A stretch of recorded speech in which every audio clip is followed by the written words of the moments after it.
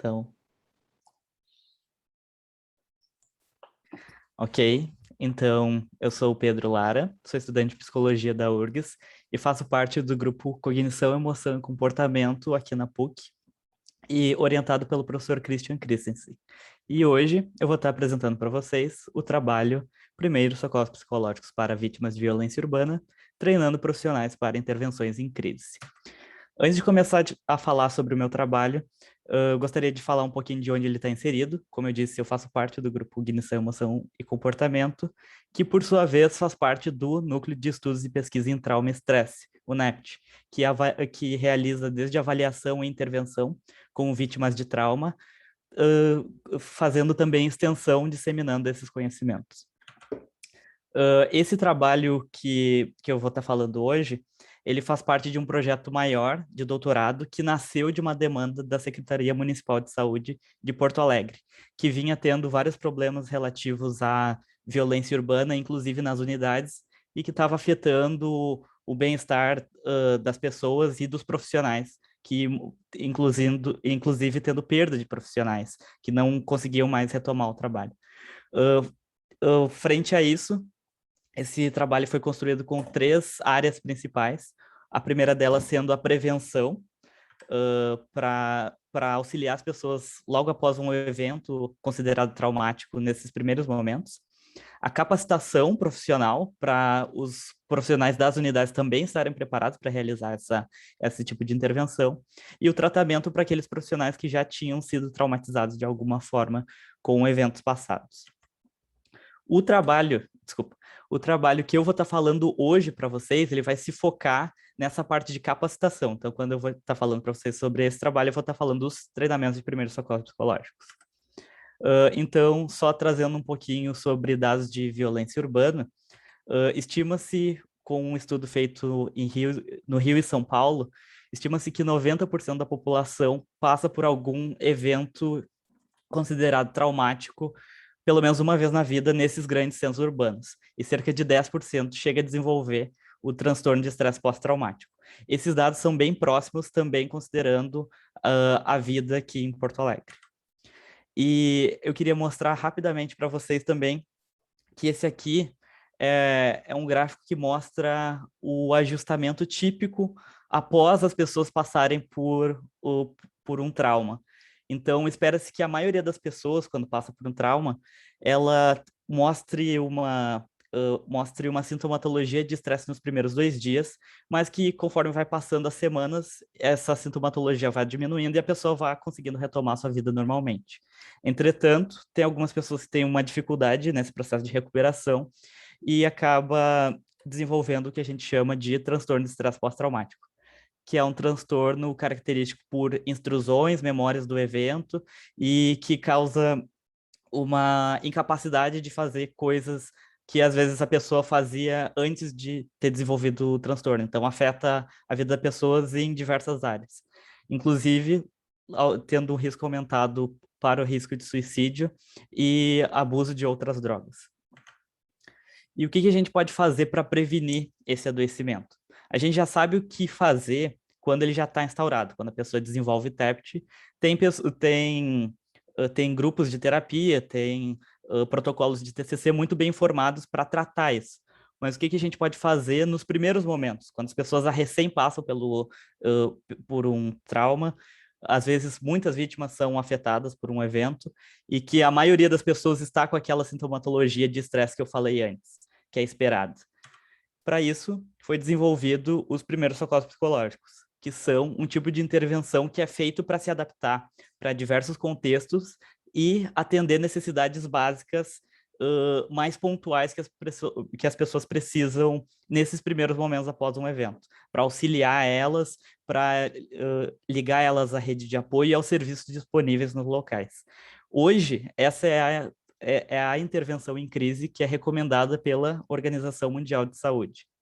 E ela, como eu já disse, ela é feita para se adaptar para vários contextos e também ela é muito acessível porque ela pode ser executada por qualquer profissional que tenha sido treinado ou voluntário. Então ela não é restrita, por exemplo, só a psicólogos.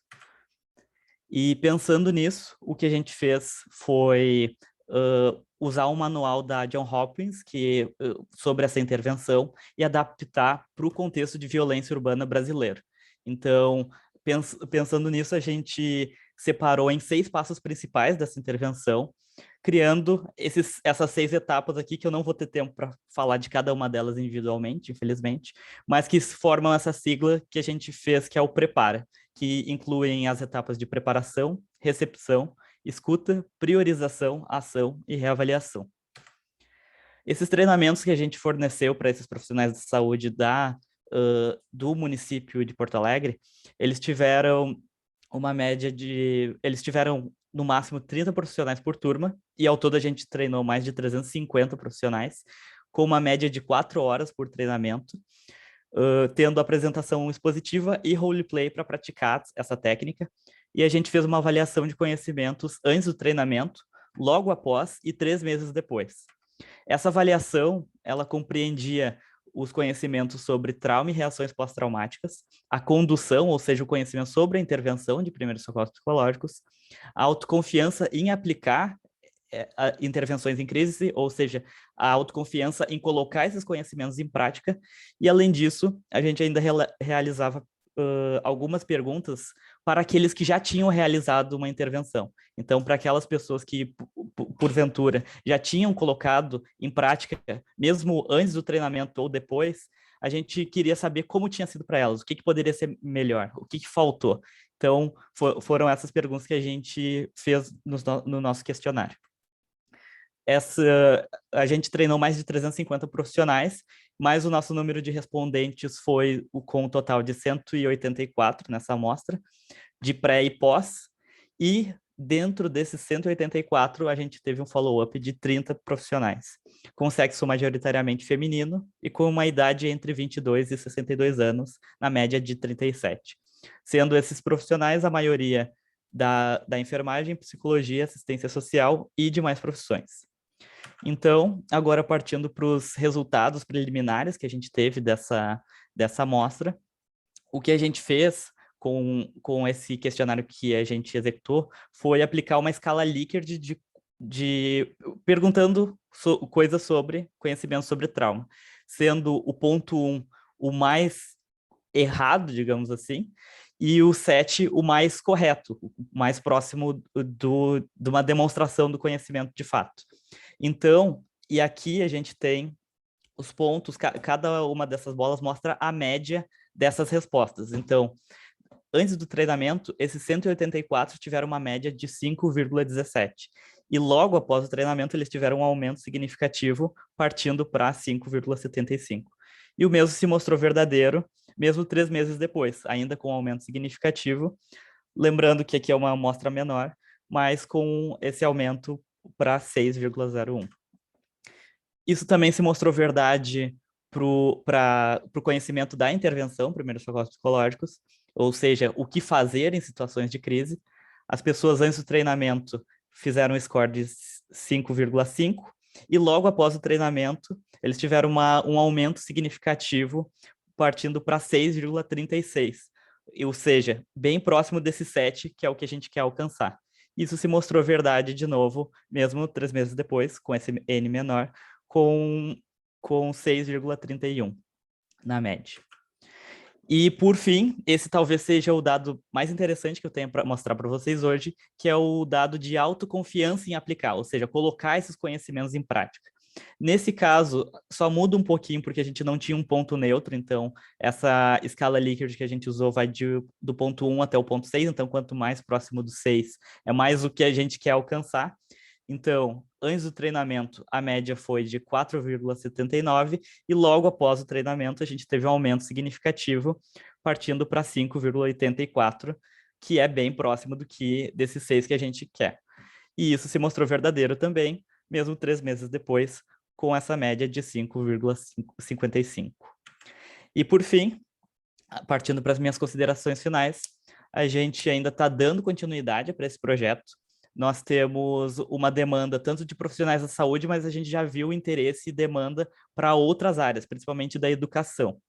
O que a gente também pretende fazer são novas análises, O que eu mostrei para vocês hoje foi uma análise só dessas médias, comparando a média dos scores, mas a gente poderia tirar dados mais específicos desses dados que a gente já tem, e é o que a gente pretende estar trabalhando nisso nesse momento. E também a gente está no processo na produção de um estudo qualitativo, com profissionais e com pessoas da gestão que ajudaram a idealizar esse projeto e com profissionais que realizaram essa intervenção. Então, a gente quer entender quais são os facilitadores, o que ajudou essa intervenção, o que atrapalhou e o que poderia ser melhor.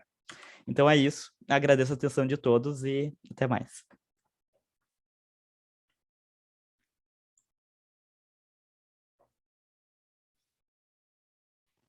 Muito bem. Eu parei a gravação, porque a gente tem aqui o Pedro, né, para ele depois assistir, eu mando o link. E aí agora a gente fala mais livremente, tá? Do trabalho, né? Bom, quem sabe vamos fazer um pouquinho o contrário hoje. Geralmente começo eu falando, aí vem os pós-graduandos. Vamos começar pelos alunos de graduação, tá? Vamos fazer um pouquinho diferente hoje. Então, os alunos, alunas, né, de graduação. Comentários gerais sobre a apresentação, comentários específicos ou alguma coisa pontual sobre algum slide, vamos fazer assim. Fiquem à vontade, né? Eu posso começar, porque eu já fiquei com uma dúvida quando o Pedro mostrou o início da apresentação, eu já fiquei com uma dúvida, tá? E aí queria ver também opiniões sobre a apresentação em si, né? No site se encontra um modelinho lá de apresentação bem básico, assim, fundo azul escuro, que eu particularmente não gostei muito, mas fazer o que, né? Aí eu queria saber se a gente usa aquele, se é obrigatório usar aquele, se a gente pode adaptar, ou algo assim. Eu posso até conferir isso, mas pela minha experiência nos outros salões, não é obrigatório. Às vezes, a URGS obriga tu usar a logo em cima, mas o slide tu pode, daí eles te dão um modelo, mas tu não tem que seguir o modelo. Então, eu acho que é bem tranquilo. E como eu apresentei no seminário interno, usando esses slides, e também tinha um modelo e eu não usei o modelo, eu acho que não tem problema nenhum. Mas é de se conferir isso aí. Sempre tenho medo. Christian, tu tem alguma informação privilegiada? Não tenho, não. Eu vou mandar e-mail para eles, então. Eu fico em todas as edições, os alunos usam as coisas mais diferentes. Nunca ouvi ninguém usar o modelo. Às vezes usa no slide de capa o modelo e depois segue nos seus slides padrão. Eu costumava usar, porque tu nunca me assistiu. Isso, por isso. Tu é a única que eu... Não, mas a maioria dos alunos não usa, Lari, na verdade, a maioria não usa. Né? Eu estava até olhando ali o site, né? Ali é uma sugestão, né, de modelo, pelo que eu estou entendendo. Né? Pelo que eu estou entendendo. Inclusive, só um pequeno comentário, a outra vez os meus slides foram um pouco elogiados e não por mérito meu, mas eu posso mandar o modelo que eu tirei isso. Tem um site muito bom que tem vários modelos de slides e foi onde eu encontrei esse modelo muito bom. E que é o Slides Go, eu acho, o site. Eu vou botar aqui. Ok. Então, quem tiver tempo ainda para modificar a apresentação, pode talvez dar uma olhadinha. Uhum. Estava abrindo aqui o modelo deles. Bom, mas vamos adiante, vamos adiante. Lari é um bom ponto, vamos adiante um pouquinho. Acho que eu não tenho um olhar muito crítico, pelo menos ainda, não sei. Então eu tenho elogios, eu gostei, tipo, achei que ficou bem estruturado, assim, né? Ficou bem claro o que era o método, quais foram os resultados preliminares, e gostei bastante do que tu trouxe no final, da perspectiva do que dá para fazer mais com esses dados. Acho que dá uma boa ideia, assim, de tipo, vai continuar, vai ter mais. No geral, eu gostei, assim, eu lembro da tua apresentação que tu fez aqui no grupo também, antes do seminário interno, e é a mesma base, mais ou menos, né, mas parece que tu tá mais, tipo, detentor do conteúdo ainda. Naquela vez eu já tinha gostado, agora achei que ficou mais tranquilo ainda. Muito obrigado. Ok, bem colocado. Mais algum ponto? Curizada, vamos lá. Eu achei os slides muito bem organizados, assim, a apresentação toda está bem organizada. Achei que tu falou com bastante segurança também, como a Bianca falou, e com bastante tranquilidade, assim, dá para ver que tu tá bem apropriado, assim, do projeto e dos primeiros socorros, enfim, achei que tá muito bem explicado, assim, não tem muitas críticas, não, só elogios mesmo. E parabenizar mesmo pela apresentação, tá muito boa. Obrigado de novo. Eu queria saber se vocês acharam que eu falei muito rápido, porque eu tenho essa impressão, assim, que eu tenho bastante coisa para falar. Então, eu acabo emendando um slide com o outro, né? Eu passo, e pelo menos eu consigo costurar bem, mas acaba sendo bastante coisa. Então, por exemplo, eu fiquei até surpreso quando eu estava no final e tinha 2 minutos ainda, né? Ele falou 10 minutos, eu já estava indo para as minhas considerações. Então, eu teria 2 minutos ainda para aproveitar. Pedro, vou te dizer, não chega, tu poderias usar os 12 minutos, né? Eu acho que tu fala um pouquinho rápido, mas é que tem muito conteúdo. O que eu acho, assim, eu acho a apresentação muito boa, tá? Dá para ver que tu está inserido no projeto, e ainda que possivelmente vão te perguntar qual é a tua participação específica no projeto, né? Mas dá para ver que tu está bem inserido. Aí eu acho que se te perguntar a tua participação, tu já faz em cima, tu entendeu? Diz, inclusive, né, já acabamos de submeter, né, para Trends in Psychotherapy and whatever. Acabamos de submeter o artigo de revisão sistemática do trabalho, dos autores. Famosa PPW. Isso. TP. Então, assim, já ganha um pouquinho aí nas perguntas, tá? Possivelmente vão te perguntar uma coisa sobre o impacto da Covid na pesquisa, né? Porque você tem as capacitações. Talvez te perguntem um pouquinho sobre a questão da perda amostral, né? Só confiram bem se as continhas estão certas, né? Eu achei a estatística do teste, né? Os scores do teste T bem altos, né? Só tenho certeza que está correto aquilo. Nós temos muita gente. Tá, ok. Então, agora, eu acho, assim, talvez ali pelo slide 10, ou, enfim, eu acho que valeria a pena tu recuperar um pouquinho o objetivo desse trabalho, tá? Para deixar mais claro. Então, o objetivo 10 deste trabalho, porque o trabalho é muito grande, né? Mas sabe? Antes de entrar um pouquinho ali na análise dos resultados. Mas eu vou abrir agora os comentários gerais, os pós-graduandos, todo mundo que agora quiser colocar um pouco mais.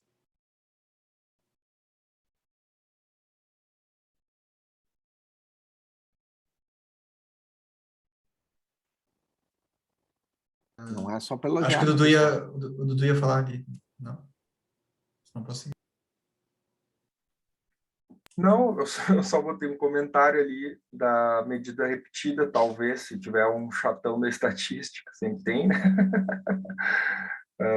Talvez ele possa perguntar, né? Eu acho que está bem, porque provavelmente, como tu tem um N muito grande, se tu fizer uma medida repetida, tu vai ter o efeito, né? E aí depois o teu pós-hoc seria essa análise que tu fez. Então, eu acho que tá ok, só cuida que talvez... Bom, eu imagino que vocês já saibam isso, né? Só talvez alguém te pergunte. Eu não sei, eu Tu pode deixar isso na manga, assim, aí alguém te pergunta e tu mostra que tu sabe, né? Só uma coisa porque eu estaria atento se eu fosse apresentar, que eu acho que pode ser que te pergunte. É uma boa, eu acho que a gente chegou a discutir isso na outra vez ainda, mas eu já nem lembro o que a gente tinha pensado em tu responder, se a gente tinha decidido fazer o teste, só um teste de amostras pareadas, e por que não medidas repetidas, eu não lembro que a gente conversou sobre. Eu lembro que a sugestão da outra apresentação foi do Dudu também, de eu mostrar o impacto, né? Por causa que eu estava falando, essa é uma diferença que foi bastante significativa. Daí ele diz, não, bastante não diz muita coisa, o quão significativa foi. E daí a gente ficou de medir esse impacto, só que era Só que era muito trabalhoso. Eu lembro que a gente chegou a discutir isso e por conta, enfim, doutorado do Gus, outras demandas aí, vimos que não era prioridade, assim. Mas, de fato. Tu diz o impacto, tu diz o tamanho de efeito. Isso, o tamanho de efeito que efeito. sairia se a gente Exato. fizesse uma nova de medidas repetidas. Oi? Mas o tamanho de efeito é médio e desvio padrão. Tu poderia, o tamanho de efeito, até seria bem adequado reportar, junto com o teste T, a significância e o tamanho de efeito. Tá? Aí é o Correns-D, né? É o Dzinho aquele, né? Achar o G-Power, aquele de cálculo amostral, tu bota a média de um grupo, média do outro grupo, desvio padrão de um grupo, desvio padrão de outro grupo, ele calcula para ti em automático o tamanho do efeito. Seria até adequado, assim, tu sairia ganhando se tu mostrasse isso. Tá? Ok. Mas a ideia do Dudu ao invés de fazer comparação, é fazer medidas repetidas. Não, é que assim, em tese, como tu tem a mesma medida três vezes, tu teria que fazer uma medida repetida. O correto, estatisticamente, para essa tua análise, seria fazer uma medida repetida. Só que o que acontece? Se tu fizer uma medida repetida, provavelmente, pela diferença, pelo tamanho da diferença, olhando no olho, vai dar um efeito. E aí tu vai ter que fazer uma comparação múltipla para saber aonde que está esse efeito. E aí a comparação múltipla é o teste T que tu fez, entendeu? Então é como se tu tivesse pulado um dos passos, que não está errado. Só que talvez alguém te pergunte, por que tu não fez uma nova de medidas repetidas? Aí tu pode dizer, não, eu fiz, deu efeito, só que a medida repetida ela não diz aonde que está a diferença entre os tempos. Aí eu fiz um teste T e achei essas diferenças aqui. A gente tem a possibilidade de fazer, Pedro. Acho que a gente podia fazer. Acho que vale a pena. Vai podia dar, fazer a mas, nossa, tá certo? Se deu diferença entre os grupos do T1 para o T2 para o T3, com certeza vai dar na E isso não é mentira. Agora eu tô lembrando na época que a gente fez exatamente isso, né? A gente fez a nova, a gente só porque alguém, de novo, eu chatão da estatística, né? Brincadeira. Mas se tiver alguém ali, o cara vai perguntar, como assim tu não fez? Porque tu não reporta, né? Aí tu pode dizer, não, assim, corretamente falando, seria tu reportar a medida repetida, deu efeito, agora eu estou indo atrás da comparação para saber aonde que está essa diferença, de qual tempo para qual. Então, não está errado, entendeu? Está correto, só que tem uma outra análise ali um pouco antes, mas eu não sei nem se eu colocaria isso, eu deixaria só na manga. Se alguém te perguntar, daí tu já, não, eu fiz, aí tu já, entendeu? Tu já antecipa uma pergunta possível. A gente pode fazer, Pedro, a gente pega o banco aqui e faz análise na reunião só para tu ver do que o Luiz está falando, do que o Dudu está falando. A gente pega e faz ali. Acho que é importante, sim. Porque o que acontece é que se tu faz só um monte de teste T, tu acaba... É uma roubadinha, porque tu acaba fingindo que só tem uma possibilidade de erro para cada uma análise, mas é um monte de coisa junto. Então, os caras dizem que tu diminui a tua chance de erros, tu faz um monte de teste T em vez de fazer uma grande nova, né? Tá, justo, acho que isso do Dudu falou a gente pode consertar sim, Pedro. Algumas observações aqui. Como tu falou da OMS, tu focou na OMS, eu sugiro que tu fale que ela chama de primeiros cuidados psicológicos. Tá? Que o manual da OMS é de primeiros cuidados, né, de primeiros socorros. Então, pode dizer, né, se te perguntarem depois por que tu tá chamando então de primeiros socorros, tu pode falar que é uma decisão ainda, né, que é algo que está sendo que a gente está estudando doutorado aí até, se convém ou não. Tem outras traduções, enfim, mas aqui da OMS é Primeiros Cuidados. Tu falou ali do manual da Johns Hopkins, né, o nome, o manual não é da Johns Hopkins, né, eles não têm um manual, eles têm um curso online. Então, o manual é o da OMS e o do National Center of Trauma lá. Então, geralmente, quando eu falo no treinamento, eu falo de protocolos internacionais aí, de primeiros socorros, né? Então, mas não é da Johns Hopkins, a Johns Hopkins é só um curso online que nos deu a ideia de fazer o preparo, porque eles também dividem numa sigla, né? Então, isso é uma coisa, as pessoas não vão saber, mas, enfim, para a informação ficar correta.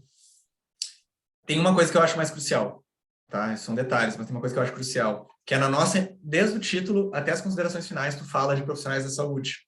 Nós falamos, isso é uma coisa que eu tenho que adaptar no meu doutorado também, na minha tese. Que a gente fala profissionais de saúde, profissionais de saúde, profissionais de saúde, né? As considerações finais tu fala em profissionais da saúde e talvez se expanda e estamos expandindo, mas na verdade, menos da metade da tua amostra que tu está analisando é de profissionais de saúde. Né? Quando a gente vê o gráfico lá de pizza, da caracterização da amostra, tem acho que uns 40% são profissionais de saúde. O resto é assistência social, educação, tal. Então, na verdade, a gente já não está mais apresentando profissionais de saúde. Então, acho que a gente vai ter que ressaltar isso e trocar nas considerações finais, dizendo assim, olha, já não é profissionais de saúde. Né? Então, meu título está errado. Eu acho que conviria tu falar uma coisa assim. Mas eu corrigi meu título. Ele tá para profissionais em intervenção em crise. Boa. Não tá, eu falo profissionais da saúde em outros momentos, isso tu tem razão. Tá. Mas meu título já tá melhorzinho nesse quesito. Tá ótimo. Então, nas considerações finais, quando fala do projeto, tudo isso, né? Eu pensei no projeto de doutorado ali, que eu botou o título também. Eu sugiro que a gente já fale, porque, na verdade, a amostra analisada já é menos da metade de profissionais de saúde. Então, acho que isso é importante. Muito bem. Mais algum comentário, pessoal? Senão eu vou passar para a Marina para dar tempo, né? Último comentário aqui, então. Não, achei legal, ele está muito seguro, muito interessante, assim, fica bem claro. Fala um pouquinho rápido, mas dá para entender bem.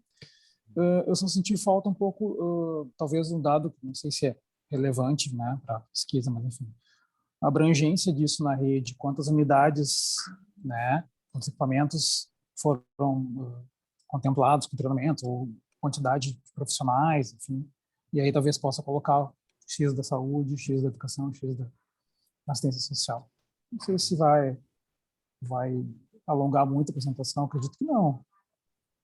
Mas eu fiquei me perguntando só nesse ponto. Não sei se eu perdi um pedaço, porque aqui ficou fraca a conexão e trancou um pouco. Eu não ouvi, na verdade, tudo que ele falou, mas teria isso, assim, senti ele muito seguro, muito tranquilo, assim, bem legal. Obrigado. Muito legal esse ponto mesmo. Eu falo a quantidade de profissionais absolutos treinados, que é mais de 350, que é, sei lá, 360 e poucos, né? Mas aí a gente bota para cima. Mas eu não falo o número de unidades, nem o número de treinamentos que a gente fez. Isso talvez seja uma coisa que seja interessante eu saber, nem que seja para ter na manga, assim. Mas muito legal. Obrigado. Certo. Não, vai tranquilo, tá legal, cara. Perfeito. Muito bem, obrigado. Então, Rafael, Gus, Dudu também, esses comentários foram feitos antes. Ótimo, vamos passar agora para a Marina. Depois a gente... Marina, então, já te botei como co-anfitriã.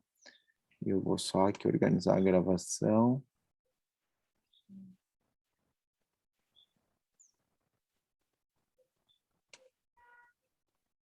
Ou talvez estivesse gravando o tempo todo. Enfim. Muito bem. Marina, vamos lá?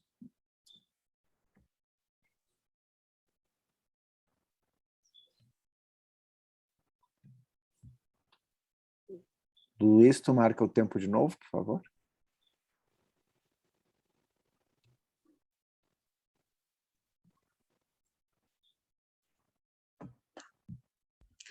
Então, boa tarde a todos. Eu me chamo Marina Neri. Eu faço parte do grupo Cognição, Emoção e Comportamento, que é orientado pelo Dr. Christian Christensen, e eu sou bolsista BPA. Hoje eu vou apresentar a implementação de primeiros socorros psicológicos em uma instituição de saúde pública.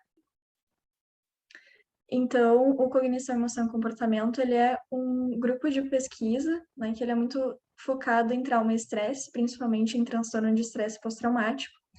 Tem várias linhas de pesquisa, né, com outros focos, mas o foco principal do grupo é o TEPT. E o SEC está inserido no Núcleo de Estudos e Pesquisa em Trauma e Estresse, né, que é o NEPT, que é focado em avaliação, né, em tratamento, prevenção, né, e também atividades de extensão. Então, esse é um projeto guarda-chuva, né, do doutorando Gustavo Ramos Silva, e ele tem 3 frentes de trabalho, que é a prevenção, então focada em intervenção em crise, né, então quando acontece uma situação de violência, uma situação de trauma, vem a intervenção em crise, né.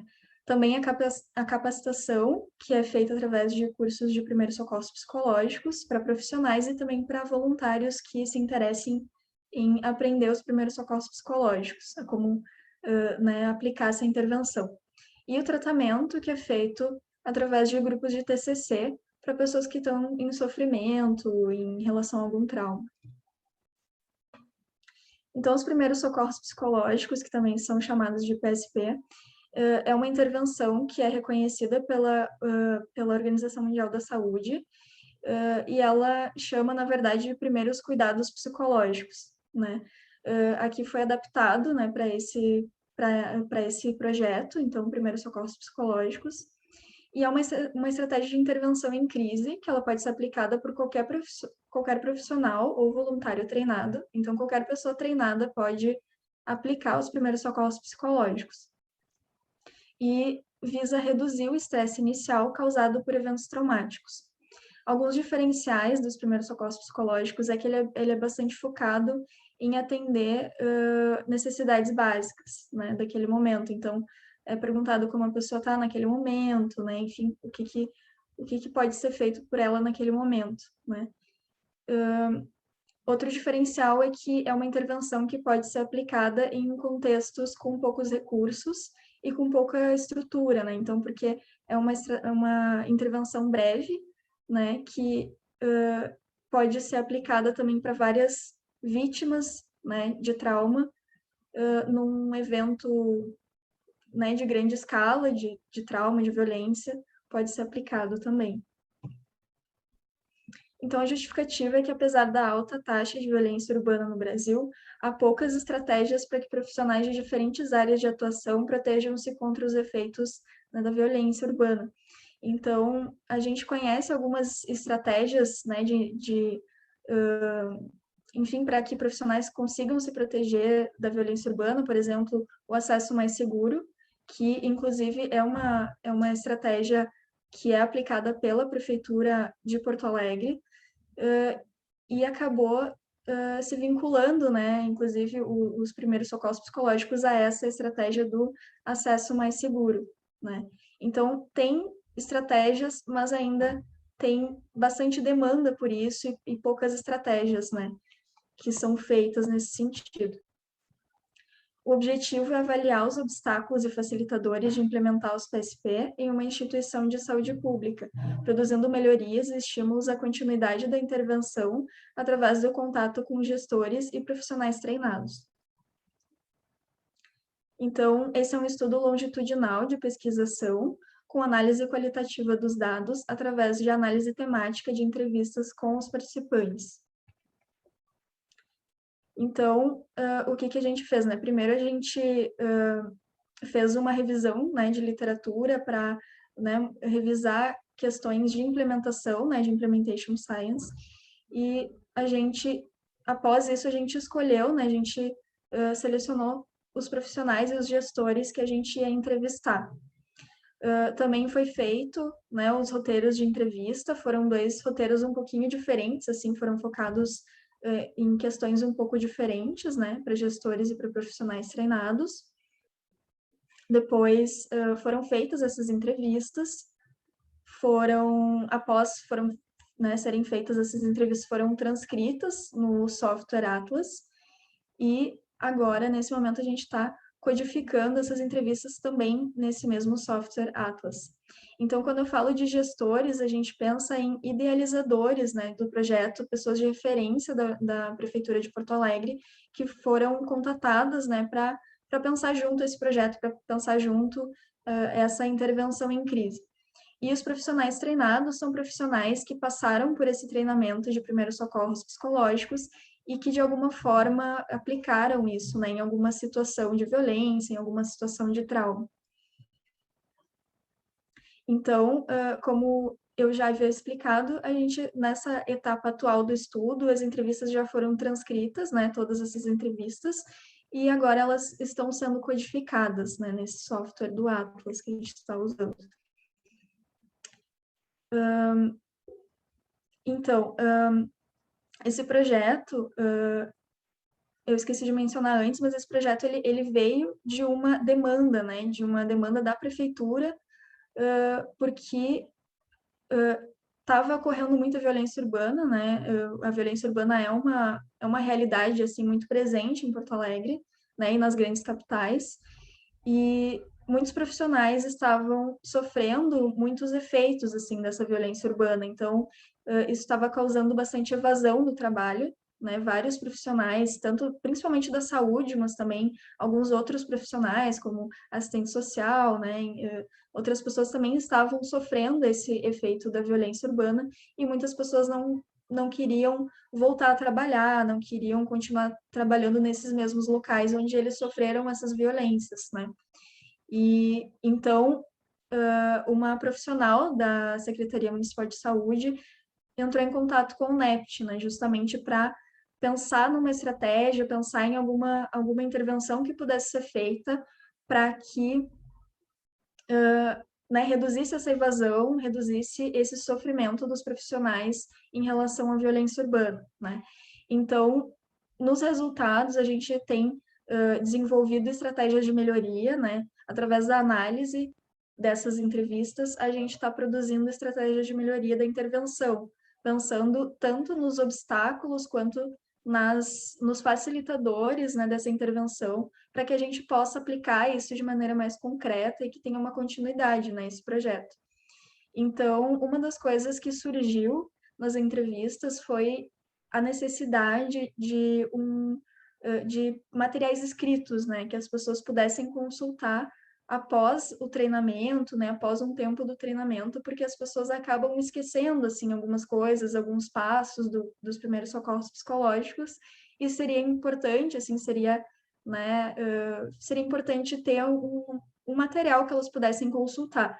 Então, a gente está desenvolvendo uma cartilha sobre intervenção em primeiros socorros psicológicos, que vai ser uma cartilha que vai ser distribuída, né, após esses treinamentos, e a pessoa pode levar aí para o seu trabalho, né, na bolsa, na mochila, e pode consultar quando for necessário, né? Então, por exemplo, ela está trabalhando ali numa unidade de saúde, aconteceu uma situação de violência na unidade, ou né, veio um paciente que sofreu uma questão de violência, enfim, uma questão de trauma, a pessoa pode lembrar ali dos passos, né? Pensar como pode, né, ajudar aquela pessoa, ajudar o colega, ou ajudar aquele paciente que vem para a unidade buscando atendimento, né? E ela pode ali relembrar os passos e né, saber, assim, se preparar melhor, né, para ajudar aquela pessoa, reduzir o sofrimento, reduzir o estresse, né, e acabar aí, né, reduzindo a chance daquela pessoa, assim, desenvolver transtornos, né, mais graves, um TEPT, né, e transtornos ligados a trauma. E isso também, né, ajuda, então, a diminuir essa evasão, né, dos profissionais através dessa estratégia de prevenção, né. Além disso, também a gente conseguiu estabelecer um convênio entre a PUC do Rio Grande do Sul e a Secretaria de Administração e Patrimônio da Prefeitura Municipal de Porto Alegre. Então, para conseguir dar essa continuidade no projeto, né, institucionalizar isso melhor, para ficar uma coisa mais estruturada e poder, então, seguir com essa estratégia de Então, para continuidade da intervenção, é importante a vinculação entre as instituições e dentro de cada instituição, né? Como, por exemplo, esse vínculo com a prefeitura que a gente conseguiu firmar, né? Que são vínculos importantes aí para a continuidade e para a afirmação aí desse projeto. E intervenções como essa aproximam a academia do contexto que necessita desse conhecimento. Então, a gente consegue levar o conhecimento que a gente está produzindo na academia, né, para a população, né, consegue dar esse retorno para a população e consegue aplicar isso em contextos que realmente necessitam desse conhecimento. É isso. Muito obrigada pela atenção de todos.